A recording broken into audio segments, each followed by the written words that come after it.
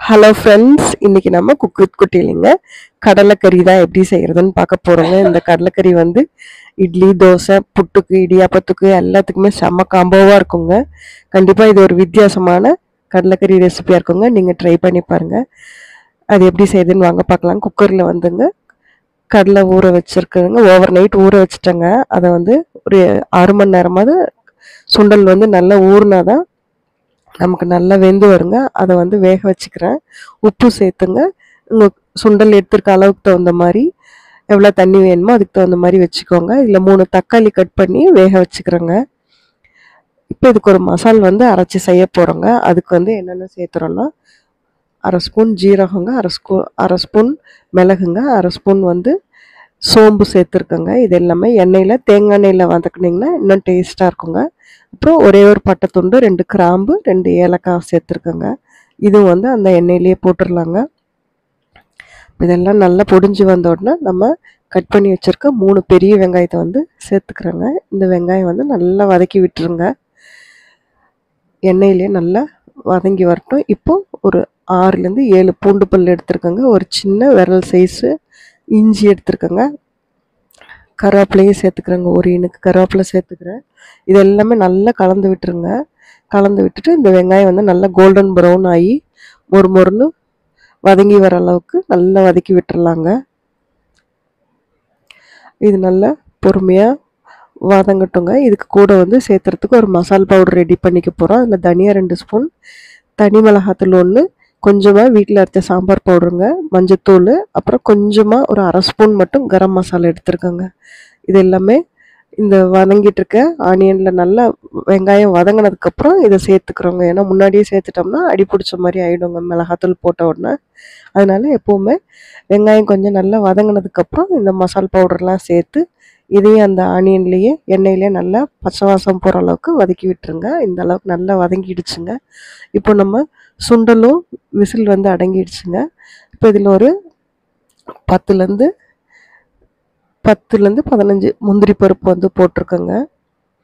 இதையும் நல்லா கலந்து விட்டுருங்க இந்த வதங்கிட்டு இருக்க வெங்காயத்துலேயே. இப்போ விசில் வந்துடுச்சு பாருங்க. நம்ம சுண்டல் வந்து நல்லா பூ மாதிரி வேகணுங்க. அந்த அளவுக்கு வந்து ஒரு 7லேருந்து 8 விசில்னாலும் விட்டு எடுத்துக்கோங்க. இப்போ தக்காளி பாருங்க, இதை வந்து எடுத்து நம்ம வதங்கிட்டு இருக்கு இல்லைங்களா, அதில் வந்து சேர்த்துக்கலாங்க. அதில் சேர்த்து கலந்து விட்டுட்டோம்னா இன்னும் வந்து அந்த தக்காளி வந்து நமக்கு அரைச்சி செய்கிறப்ப நல்லா இருக்குங்க. அதுக்காக தான். இப்போ நல்லா பூ மாதிரி வெந்துடணுங்க சுண்டல். அந்தளவுக்கு சுண்டலை வந்து முன்னாடியே சொன்ன மாதிரி ஒரு 8 விசில் எடுத்து வச்சுக்கோங்க. இப்போ ஒரு 20 சுண்டலை வந்து நான் தனியாக வெளியே எடுத்து வச்சுருக்கேங்க. அந்த நம்ம அரைச்ச மசாலா, வதக்கின மசாலா வந்து மிக்சியில் போட்டு அரைச்சிக்கிறேங்க. அதை நல்லா அரைஞ்சதுக்கப்புறமா நம்ம எடுத்து வச்சுருந்தோம் இல்லைங்களா, ஒரு 2 ஸ்பூன் அளவுக்கு சுண்டல், வேக வச்ச சுண்டல், அதையும் வந்து இது கூட சேர்த்து எல்லாம் பேஸ்ட்டாக அரைச்சிக்கிறோங்க. பாருங்கள், நல்ல ஃபைன் பேஸ்ட்டாக அரைச்சிக்கிறோங்க. இப்போ நம்ம அந்த சுண்டலை வந்து அந்த குக்கரில் இருந்த குக்கர்லேயே அப்படியே கொதிக்க வச்சுட்டே இருக்கோங்க. அதில் வந்து நம்ம இப்போ அரைச்ச அந்த விழுதை வந்து சேர்த்துக்கிறோங்க. இது எல்லாமே சேர்ந்து நல்லா கொதிச்சுட்டு திக்காய் வர்றப்பங்க நம்ம இதுக்கு ஒரு தாளிப்பு சேர்த்துக்கிறோங்க. அவ்வளோதான். அப்புறம் நம்ம சுண்டல் கறி வந்து ரெடி ஆகிடுங்க. தாளிப்பு எப்படி செய்கிறதுனா, அதே மாதிரி கடாய் வச்சு தேங்காய் எண்ணெய் தான் சேர்த்துக்கிறோங்க. தேங்காய் எண்ணெயில் சூடானோடனே கடுகு பொடிஞ்சோடனே பொடியாக கட் பண்ணி வச்சுருக்க தேங்காய் போட்டுக்கிறோங்க. தேங்காய் வந்து நல்லா ப்ரௌன் ஆகிடணுங்க. அப்புறமா வந்து நம்ம வந்து கட் பண்ணி வச்சுருக்க வெங்காயத்தை போட்டுக்கிறோங்க. நான் இன்றைக்கி பெரிய வெங்காயம் சேர்த்துக்கிறேங்க. இதுக்கு பதிலாக நீங்கள் சின்ன வெங்காயம் வந்து கட் பண்ணி சேர்த்துக்கிட்டிங்கன்னா இன்னும் சூப்பராக இருக்குங்க. சின்ன வெங்காயம் இல்லை எங்கிட்ட, அதனால் நான் பெரிய வெங்காயமே போட்டுக்கிட்டேங்க. 2 பச்சை மிளகாய் அதே மாதிரி போட்டுக்கிறேங்க. ஒரு கை கருவேப்பிலையும் சேர்த்துக்கிறேங்க. இந்த தேங்காய் ஓரளவுக்கு நல்லா ப்ரௌன் ஆனதுக்கப்புறமா வெங்காயத்தை சேர்த்துக்கிட்டோம்னா இதுவும் நல்லா இன்னும் ப்ரௌன் ஆகி வர்றதுக்கு கரெக்டாக இருக்குங்க.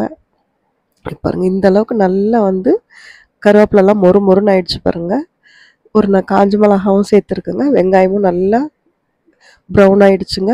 அதே மாதிரி தேங்காயும் பாருங்கள் எவ்வளோ வந்து கலர் மாதிரி வந்திருக்கு. இப்போ நான் கொஞ்சமாக கொத்தமல்லி தலையும் போட்டு அந்த எண்ணெயிலே நல்லா வதக்கி விட்டுட்டேங்க. இப்போ இந்த தாளிப்பை வந்து கொதிச்சிட்ருக்க அந்த குழம்புல வந்து சேர்த்து குழம்பு ஆஃப் பண்ணிட்டோம்னா நம்மளோட சூப்பரான சுண்டல் கறி வந்து ரெடி ஆகிடுங்க. அவ்வளோ டேஸ்ட்டாக இருக்குங்க. பாருங்கள் எவ்வளோ திக்காகவும் இருக்குது, திக்காகவும் ஆயிடுச்சு. அதே மாதிரி நம்ம தாளிப்பு போட்டோன்னே இன்னும் வந்து நல்லா சூப்பராக ஆயிடுச்சுங்க. அவ்வளோதான், நம்மளோட சூப்பரான கடலைக்கறி ரெடி ஆயிடுச்சுங்க. இப்போ புட்டு கூட வந்து இதை வந்து சேர்த்து சாப்பிட்டோங்க. இன்றைக்கி வெறும் அரிசி புட்டு தாங்க இது. அரிசி மாவில் செஞ்ச புட்டு, சுட சுட புட்டும் இந்த கடலைக்கறியும் செம்ம காம்போவாக இருந்ததுங்க. கண்டிப்பாக இந்த ரெசிபி வந்து சேவில் போட்டுட்டு எப்போ வந்து நீங்கள் சுண்டல் செய்கிறீங்களோ அந்த அன்றைக்கி வந்து இதை செய்யுங்க. பசங்க லீவில் இருக்கிற அன்றைக்கி சாட்டர்டே சண்டேஸில் வந்து செஞ்சு கொடுத்தீங்கன்னா இன்னும் விருப்பமாக சாப்பிடுவாங்க. சூடான புட்டும் இந்த கடலைக்கறியும் ஆஹா அற்புதமாக இருக்குங்க. புட்டு கூட வந்து பழம் பப்படம் காம்போவோட இந்த சுண்டல் கறி வந்து சூப்பராக இருக்குங்க. நீங்கள் வந்து கண்டிப்பாக செஞ்சு பாருங்கள். அதே மாதிரி தோசை இட்லிக்கும் கூட இந்த சுண்டல் கறி வந்து இது மாதிரி செஞ்சு பாருங்கள், அவ்வளோ நல்லா இருக்குங்க. இந்த நம்ம கட் பண்ணி போட்டிருக்கோம் இல்லைங்களா அந்த தேங்காய், அது வந்து இன்னும் எக்ஸ்ட்ராவாக ரிச்சாக இருக்குங்க. இன்னொரு தேங்காய் பல்லு கிடைக்காதா நமக்கு அப்படின்னு இருக்குங்க. கண்டிப்பாக நீங்கள் இந்த ரெசிபி ட்ரை பண்ணி பார்த்துட்டு உங்கள் ஃப்ரெண்ட்ஸ்க்கும் ஷேர் பண்ணுங்கள். தேங்க்ஸ் ஃபார் வாட்சிங். தேங்க்யூ.